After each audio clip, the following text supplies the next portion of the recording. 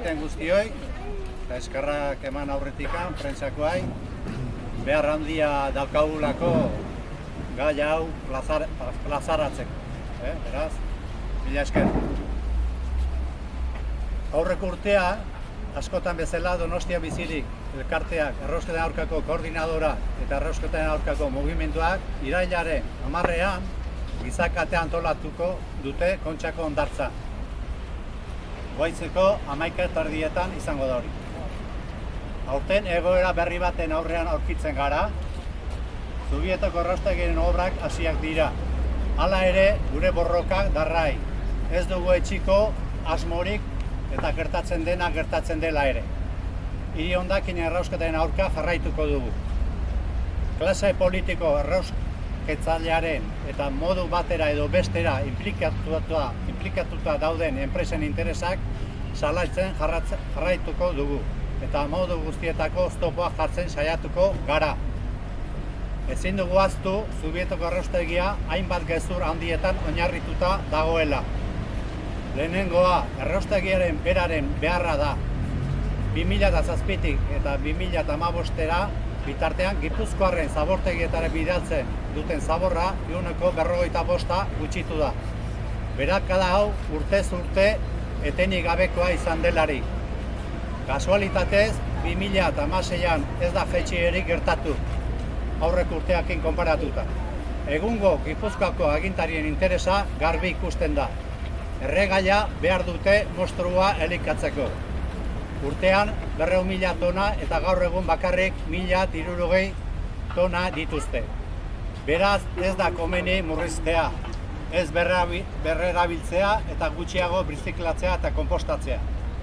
Guztia erraustegira. Zabortegiak itxi behar direla eta beste aitzaki bat eta ados gaude. Onartezinak dira, usainez, lixibiatuaz, gaioaz betetako zabortegia. Baina zabortegiak beti egongo dira. Erraustegiak 3 zabortegi behar ditu. Atmosfera isurtzen dituen gaz eta partikulentza. Zabortegi kontrolatua, zepentzat eta segurtasuneko zabortegia erraus tosikoentzat. Asko hobe litzateke zaborra murriztea eta sortzen den errefusa inertizatu ondoren zabortegi bakarrean uztea. Azken teknologia erabiliko dutela, ez dela kutsadurik sortuko esaten digute. Beti erabili izan ohi dira azken teknologiak, eta beti izan ditu akatsak. Beti egon dira istripuak, beti sortu da kutsadura. Mundu osoan egindako ikerketak, Espainia eta Frantzian egindakoak ere bai, baieztatzen dute erraustegien eragin kaltegarria osasunean, ingurumenean, nekazaritzan. Zubieta inguruko biztanleengan duen eragina aztertuko dutela diote, baina gaixotu denarentzat alperri dira azterketak. Kasu egin dezaiogun lehendik aztertuta dagoenari. Milako etxeentzako energia sortzeko erabiliko delare esaten digute. Zaborra oso erragei eskasa da, kaskarra da. Plastikoak eta paperak, biak birziklagarriak dira erretzen direnak, eta ez oso ondo. Labean behar den temperatura lortzeko gas naturala erabiltzen da, eta honek ematen du energia. Hurbilen daukagun erraustegia Zabalgarbin, Bilbon inguruan, energiaren 70% gas naturaletik dator. Salatu nahi dugu baita ere kostu izugarri handia. 1.000 milioi euro baino gehiago Gipuzkoar bakoitzeko. 1.500 euro baino gehiago Gipuzkoar biztanle bakoitzako. Beti ere alternatiba merkeago, ekologikoago, osasungarriagoak mai gainean daukagunean. Halako gastu erraldoia azken batean multinazional atzerritar baten esku pribatuetara joaten delarik dirua. Eta ez dezagun ahaztu, oso lanpostu gutxi sortuko dituela.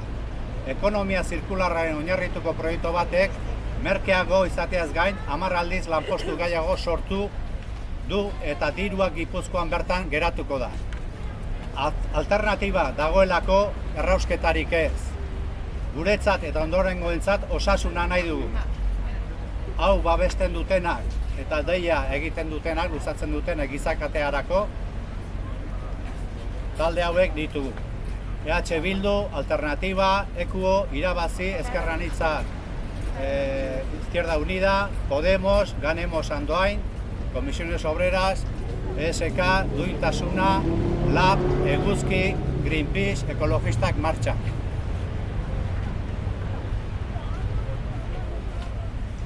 Al igual que en años anteriores, Donostia Bizirik, la coordinadora antiincineración